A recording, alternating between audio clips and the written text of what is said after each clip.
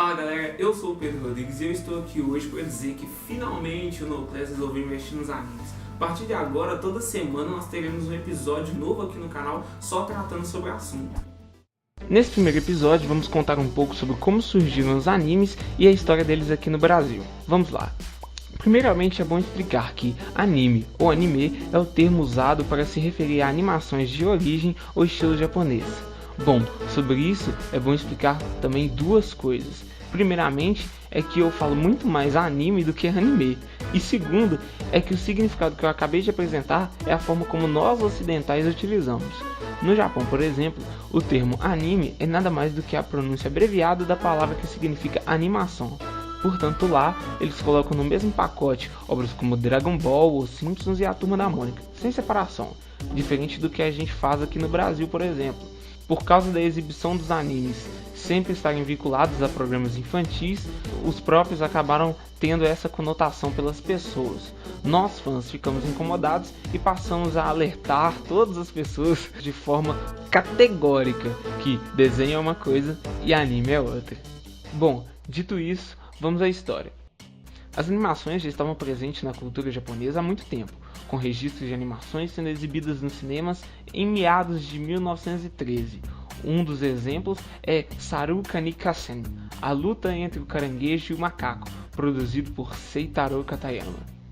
Em 1937, o mesmo autor criou o primeiro desenho animado japonês em cores, chamado Katsura Hime, a Princesa Katsura.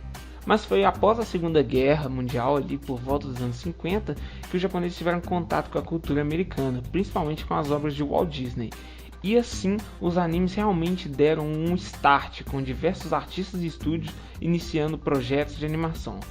Para se ter uma ideia do tamanho da influência americana no Japão, até esse ponto utilizava-se a palavra doga para se referir a filmes e desenhos animados. É depois desse contato que acontece a criação do termo anime, baseado na palavra animation do inglês, como eu disse anteriormente. Agora, um dos primeiros animes da forma como conhecemos foi Tetsuan Atom, conhecido aqui como Astro Boy, criado pelo hoje dito pai dos mangás Osamu Tezuka, em 1963.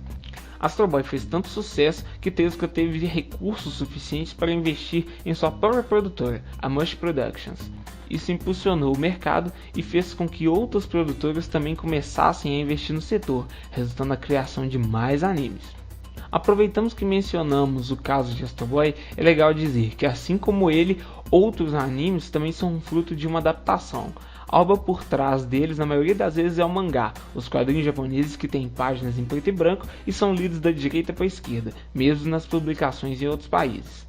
Alguns animes até fogem à regra e não são fruto de adaptação, enquanto outros são adaptados de outros materiais, mas isso fica para outro vídeo. Seguindo a história, muitos animes foram surgindo seguindo os passos de Astro Boy e aos poucos foram ganhando público em vários países do mundo, um deles é claro, o Brasil.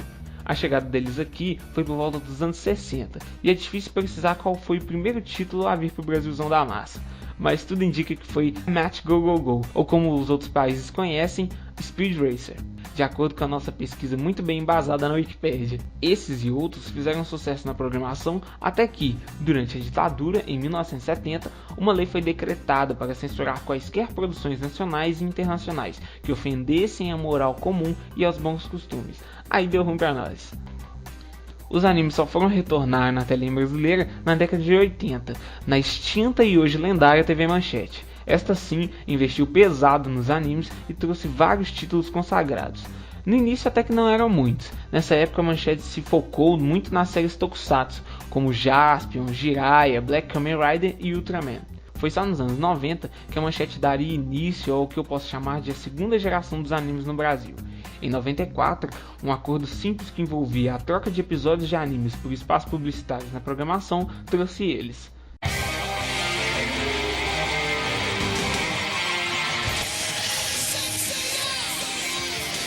Os Cavaleiros do Zodíaco. Faça elevar o cosmo no seu coração. Todo mal combater, despertar o poder. O sucesso foi imediato e durante um bom tempo manteve 8 pontos de média na escala de audiência. Pela forma como eu estou dizendo, você deve estar pensando, nossa, deve ser um número bem alto para ser mencionado. E sim, é realmente um número alto, principalmente se a gente considerar que estamos falando de um anime, levando em conta o canal, a época e o horário de transmissão. Outro fato que comprova o tamanho de Cavaleiro do Zodíaco no Brasil é o filme A Batalha de Abel. Em 1995, ele foi exibido em mais de 200 salas de cinema do país. Na época, o Brasil tinha por volta de 1.030 salas, segundo a Ancine, ou seja, são 20% das salas do país exibindo o filme. Para você ter uma ideia, eu vou fazer uma comparação. Em 2013, estreou no Brasil Dragon Ball Z A Batalha dos Deuses, que foi exibido em cerca de 280 salas, segundo a Adoro Cinema, sendo que em 2013 já existiam por volta de 2.600 salas, o que dá mais ou menos 10% de ocupação. Então, se você for parar para pensar, Cavaleiro do Zodíaco naquela época conseguiu ocupar o dobro de salas no país, sendo que em 2013 Dragon Ball Z já era um título gigantesco aqui no país. Cavaleiro do Zodíaco rendeu muito dinheiro, tanto em merchandising como na venda de action figures. Isso fomentou o mercado e fez com que outras emissoras apostassem também nos animes. Mas nem tudo é alegria. Muitos pais, mães e psicólogos ameaçaram acionar o Ministério da Justiça para boicotar a exibição. Eles alegavam que os episódios tinham muita violência. Então foi daí que surgiram as famosas censuras nos animes da TV brasileira. A gente tem casos diversos, como por exemplo em One Piece, o cigarro do Sanji aqui ser um pirulito.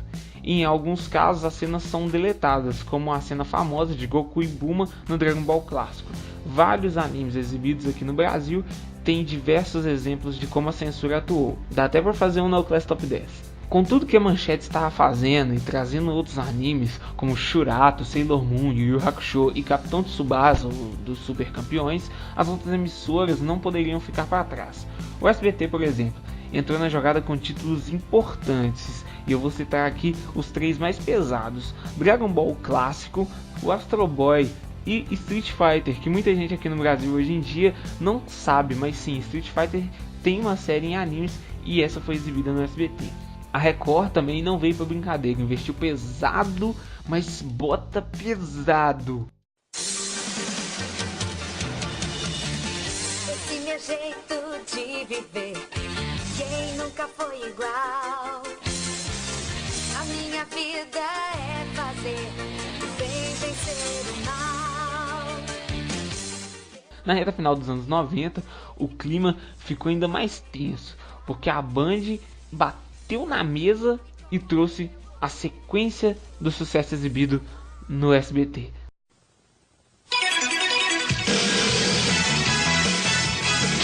Dragon Ball Z.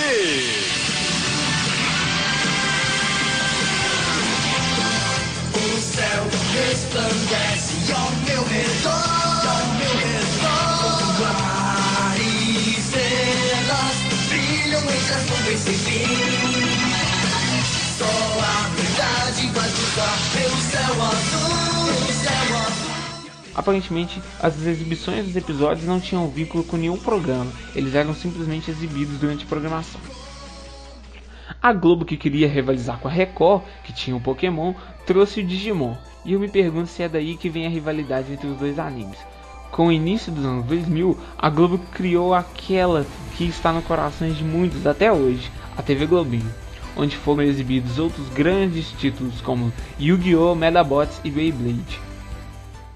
Também em 2000 entrou no ar a Band Kids, onde passaram Dragon Ball Z, agora sim dentro de um programa, Bug, Tenchimuyo e muitos outros. Mas a chegada dos anos 2000, que parecia ser promissora para os animes, se revelou na verdade o último suspiro antes do fim. Para começar, a Manchete chegou ao fim, e à medida que os anos foram passando, a TV foi perdendo força nesse nicho.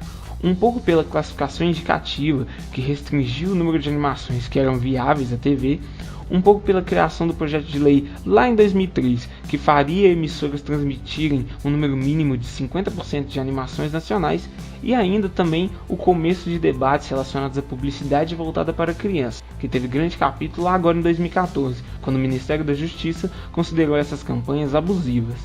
Esses também são alguns dos motivos do fim da TV Globinho, que veio a falecer em 2015. Mas voltando aos anos 2000, alguns outros títulos ainda conseguiram vencer essas barreiras e chegaram a ser transmitidos na televisão aberta. Alguns deles são Hunter x Hunter, Fullmetal Alchemist, Hantaro, Kaneki no Geshi, que na América tem o nome de Zatch Bell, mas isso foi acabando pouco a pouco. À medida que os anos 2000 iam se aproximando do fim, a internet estava cada vez mais popular no solo brasileiro, e junto com o boom das redes sociais, começava a surgir a terceira geração dos animes. Os primeiros ícones ainda apareceram na telinha, mas foi nos fóruns e scans da internet que eles se consolidaram, até porque quando a exibição na TV terminou, eles ainda estavam longe do fim. Cito aqui 3 exemplos que são ícones dessa geração. O seu impacto no cenário internacional é tão grande que eles ficaram conhecidos como The Big Three da revista Shonen Jump. Falo de Naruto, One Piece e Bleach. Pelo menos aqui no Brasil, eles foram os principais responsáveis por fazer aqueles que viam animes apenas na TV descobrirem o que era acompanhar um anime em tempo real todas as semanas com legendas na internet. E ainda motivou esses a aproveitarem o campo aberto das redes para descobrir outras obras como Death Note, Katekyo Hitman Reborn, Gantz e Fairy Tail. E assim, os fãs brasileiros dos animes chegaram na situação que conhecemos atualmente, certo? Errado. Por mais que pouco tempo tenha se passado desde o fim dos anos 2000, atualmente o cenário sofreu uma grande mudança. Vivemos agora a consolidação dessa terceira geração de animes através dos serviços de streaming. Empresas como Netflix e Crunchyroll trazem os animes através da internet, mas agora de uma forma licenciada. A Netflix, por exemplo, atualmente investe na produção de seus próprios títulos, e ao trazer animes consagrados, ela produz a sua própria dublagem, e de boa qualidade. Já a Crunchyroll, que é especializada no ramo, tem maior catálogo e tem a vantagem de trazer os episódios poucas horas após o lançamento no Japão, com legendas oficiais. Ambas possuem ainda mais uma vantagem que permite ao fã, além de assistir suas séries favoritas, ainda conhecer novos títulos, que é a barra de recomendações. Os grandes títulos atuais que se aproveitam desses serviços são High School of the Dead, Shingeki no Kyojin, Kill la Kill, Nanatsu no Taizai, Boku no Hero Academia e One Punch Man. Pode até ser que você assistindo agora tenha conhecido alguns desses exemplos da maneira antiga, através de fóruns, sites e indicações dos amigos, mas com certeza muitas pessoas tiveram o primeiro contato com essas mesmas obras por meio desses serviços de streaming. É algo a se pensar. E assim chegamos ao final do nosso primeiro episódio. Se você assistiu até aqui, eu agradeço a audiência e te espero semana que vem. Até lá!